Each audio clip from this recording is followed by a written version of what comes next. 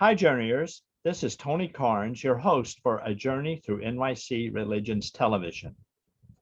Today, we have John F. Coverdale back with us about his new book.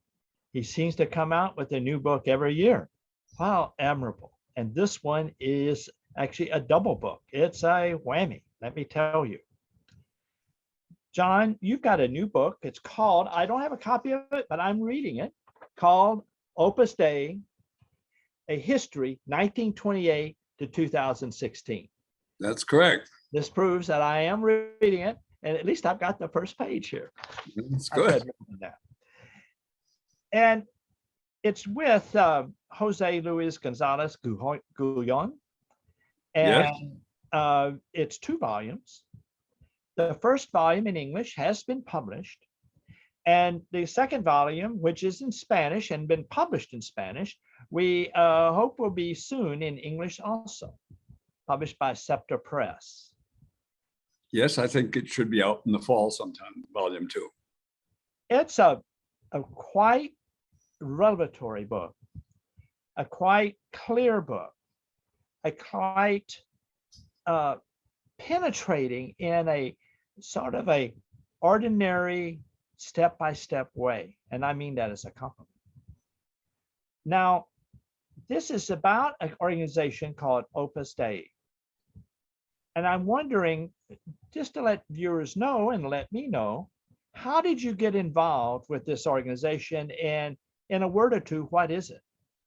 Well, let's start with what it is. It's a small part of the Catholic Church whose mission is to try to spread the message that God calls everyone, not just priests and nuns and so on, to be holy, to really take God and Christ really seriously in their lives, and to do that above all in their ordinary life, in their work, and they're taking care of their family, all that sort of thing. Okay. And I came in contact with it many, many years ago when I was a high school student in Milwaukee, attended Jesuit high school there, Marquette University High School.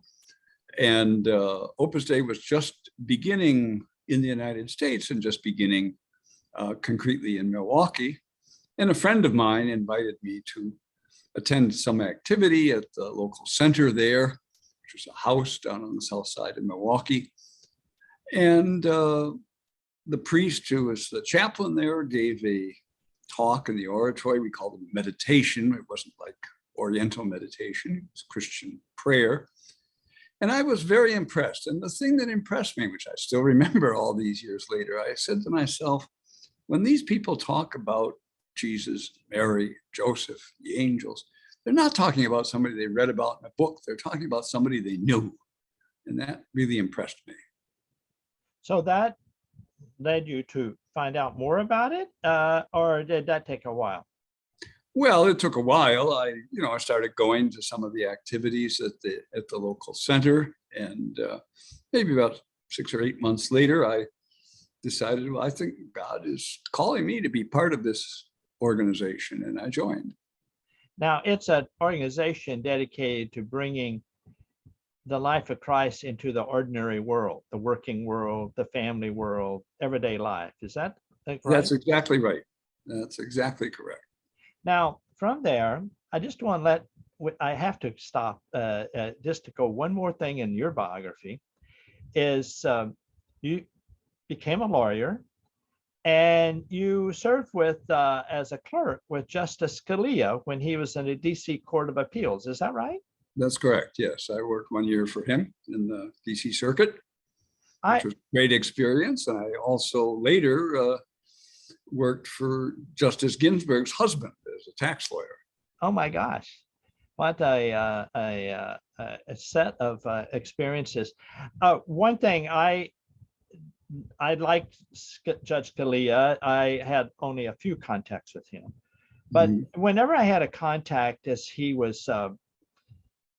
Of course, I was not on his enemy list. I mean, I wasn't being criticized, but he was friendly. He was thoughtful. He was very gracious. And I was a reporter asking questions. He was very gracious to sort of gently nudge me into the right directions and the right interviews. And I could see that he did that without making me seem like foolish. I should have known that.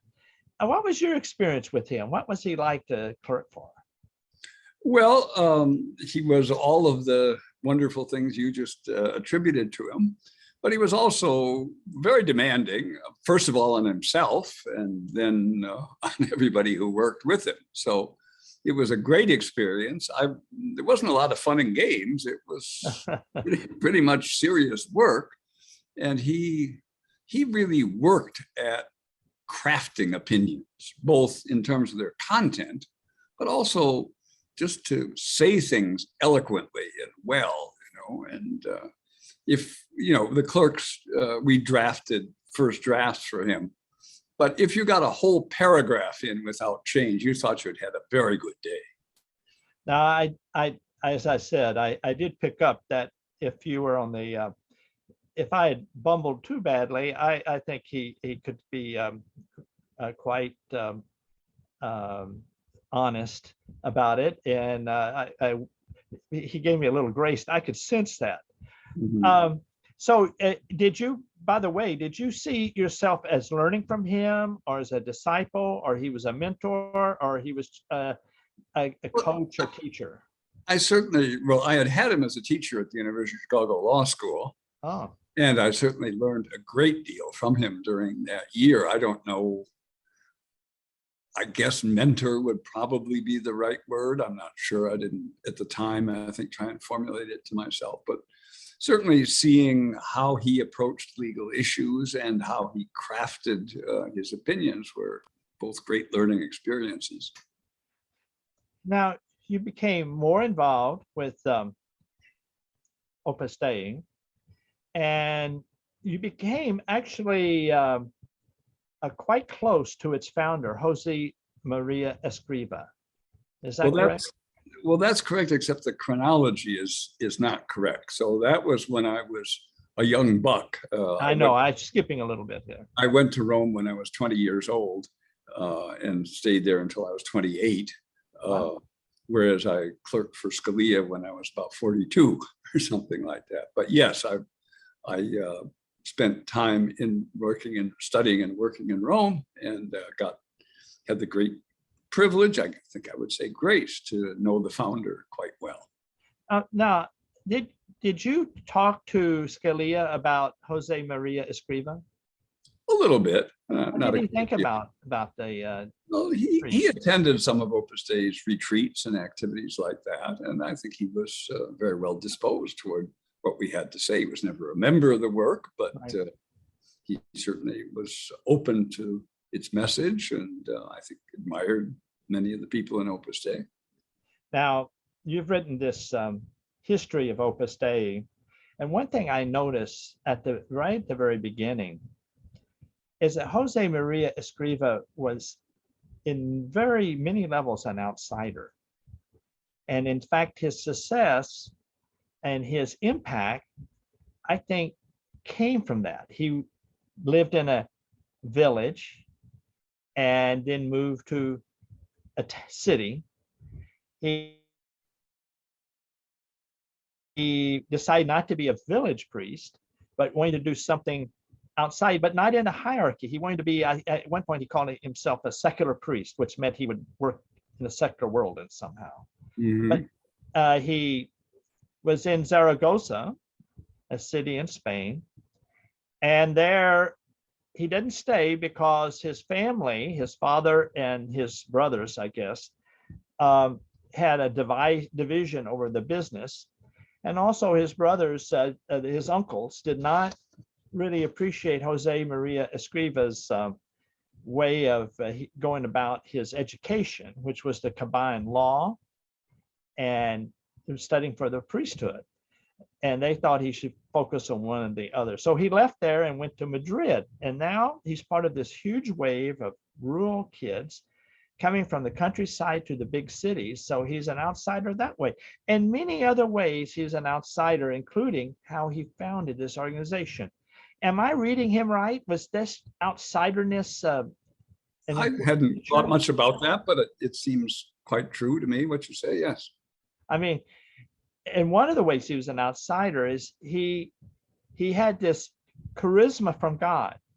He called it nudges, or God showing him the way through coincidences or enlightenment to his heart and mind.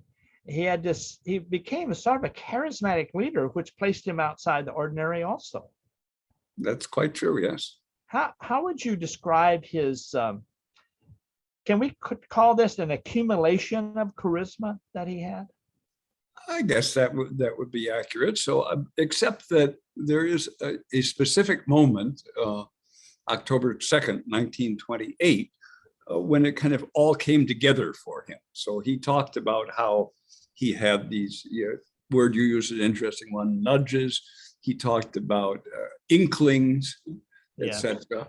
But then while he was making a retreat in Madrid, and he never really talked much about it. He didn't explain in any detail. He just said, I saw Opus Dei on that particular day. And then there, of course, was more development, et cetera. It wasn't that everything was done on that one occasion, but there was that inflection point where things that before had been unclear and fragmentary, et cetera, sort of came together for him. And furthermore, he would, at certain points, after this October 2nd, 1928 event, there was some point he had a year where he didn't hear from God.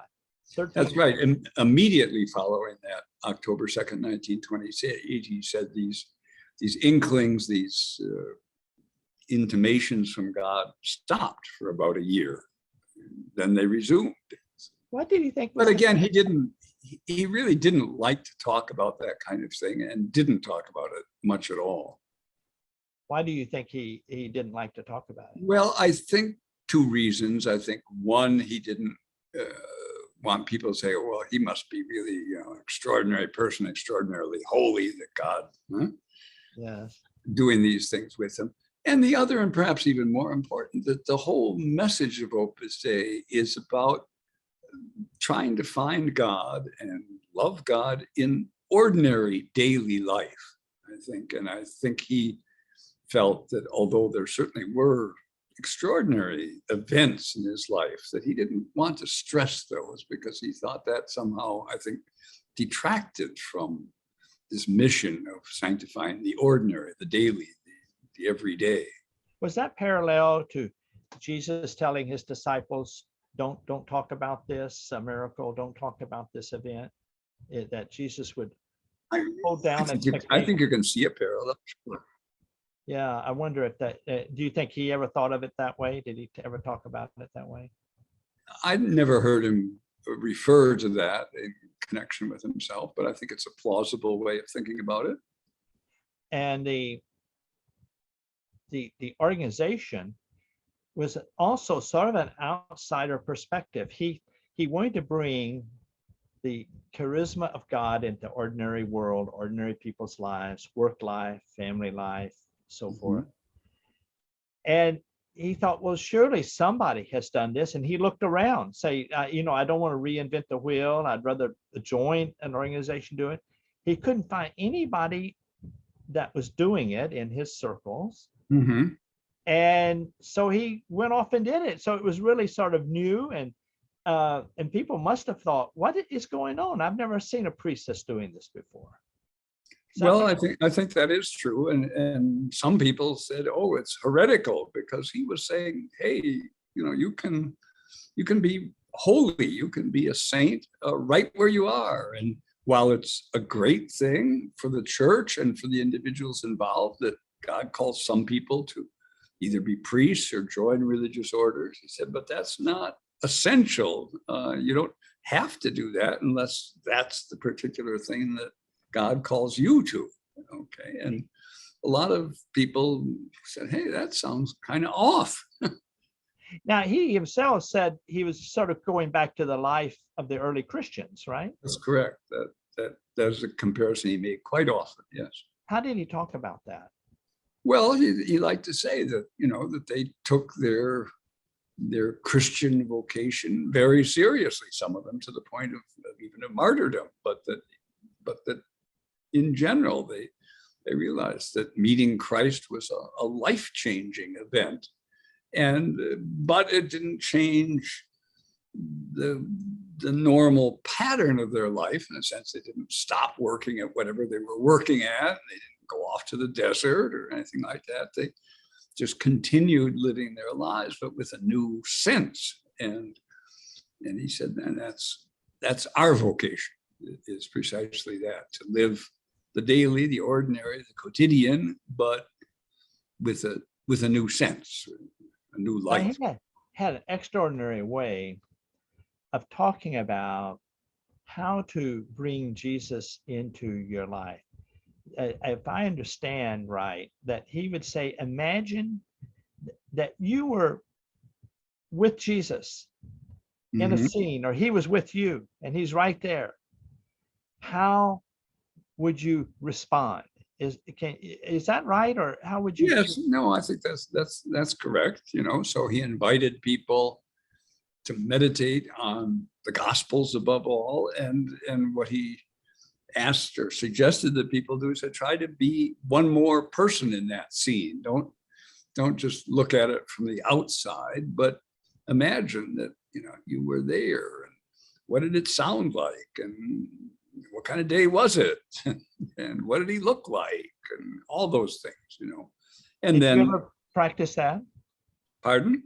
Did you ever practice that sort of scene imagination? Well, I've tried. I'm not a very imaginative person, so I can't say that I'm really good at it, but I've certainly tried. Yes. I wonder if we did that right now, how would we imagine Jesus being in this scene with us on Zoom and interview and talking? How would that work? How would, coach me through it? How would I see Jesus in this situation? Well, I don't really know how you would do it.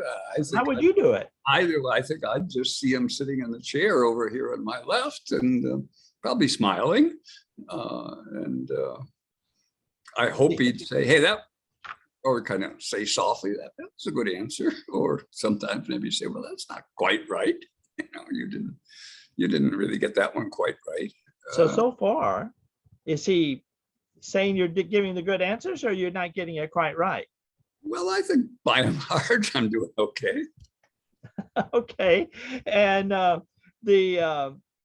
he often, Jesus was a carpenter. Would he say, oh, take your lawyer hat off and put the carpenter hat on here? What would you say? No, I don't think so. No, I don't think so. I think, Okay. my St. Josemaria was very insisted on saying that your professional vocation is part of your divine vocation, that God calls you to sanctify yourself in a particular profession, not necessarily, the professions, lawyer, doctor, merchant, etc. But whatever it is that you do, whether that's, being a lawyer or being a teacher or being an auto mechanic or being a nurse or whatever it is, that God called you there. And he liked to point out, for instance, how God called Matthew when he was sitting at the tax collector's booth, that it was right in the midst of his daily work that he called them and said, you come follow me.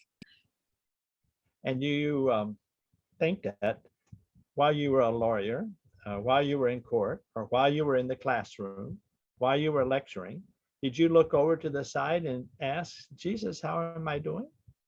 Well, not as often as I probably should have or wish that I had, but sometimes, yeah. Did he ever say, John, that was exactly the example I would use? Well, I can't say that I can think of that, but it may have happened. I think a lot of this is also just things that we attribute to the ordinary workings of our mind, and so on, but that God's grace is somehow working in those things. I've never heard voices, and I'd be kind of shocked if I did, to be honest with you. mean, St. Josemaria did, but he didn't, I think that that was the norm or the ordinary way, or how, members of Opus Dei should behave. In fact, I find quite interesting, I asked once someone who knew St. Josemaria's first successor, Alvaro del Portillo, very well. He's now been declared blessed by the church. And I asked him, were there mystical phenomena in Don Alvaro's life? And he said, not that I know of, no. It was sort of like living as if Christ is present in your life, or living in the presence of Christ. Living in the presence of Christ, I'd drop off the as if and say living as because Christ is present in your life, and largely whether we advert to it or not. We in Opus Dei, we often talk about living in the presence of God and so on. Well, there's two different levels of that. One is your subjective awareness of that, and you may make an effort to try to remind yourself, okay, God is here, he sees me, he loves me. But the other is just the fact, we do live in the presence of God, whether we advert to it or not. He's here with us, and we hope he smiles at us, but he's certainly here with us. Now, he developed over these nudges or inklings that he had, a sort of certainty about God's calling and presence in his life. Yes, very much so. And I think he passed that on to the members of Opus Dei. And I would even say about the book that we're talking about, both of the authors, Jose Luis Gonzalez Guillon and myself, are members of Opus Dei. We are both trained professional historians. And I think we've tried to write an objective, straightforward account, but it is informed, I think, by that conviction that Opus Dei isn't the work of Escriva, that it is, in some very real sense, the work of God. Now, there's that moment in October 2nd, 1928. Is that the moment where he saw Opus Dei unfolding? Exactly, but we don't, I think, really know anything much beyond that, okay? So he almost always used exactly that phrase, I saw Opus Dei. And obviously he didn't see Opus Dei, fully developed and with all the various activities and so on that it has now. What it is that he saw or understood, he didn't really say, The certainty that he had of God reaching into a situation that would seem to say that all won't go well. He really sort of came onto the scene as a Catholic leader, or the beginning of being a Catholic leader during the Spanish Civil War, which was pretty rough. And at one point, he had his work. He had several people had come to him to follow him or the work with him, and they ended up basically huddled in the Honduran embassy in a small room that if they were turned out of the embassy, the opposition probably would have rounded them up and shot them. But certainly, at least at the very beginning, things did get less violent as the war went on. But certainly right at the beginning, when they took refuge there, had they been rounded up, they probably would have been shot. He certainly would have been the priest. Now, how many of them,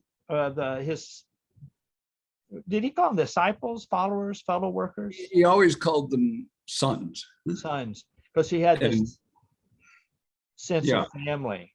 He very much saw Opus Dei as a family, and himself as the father of that family, with God as its big father, but him as the immediate father. And he very much saw the members of Opus Dei as sons and daughters of his. In that group of 15 or so people, did any of them say, I can't take it anymore, I'm leaving? No. A couple of them, 2 were killed during the war, huh? And a few did leave, 1 or 2, maybe 3, did leave Opus Dei years later. But I think during the war, they all stuck it out. Now, they were doing things like studying foreign languages about spreading Opus Dei while they were holed up in this little room.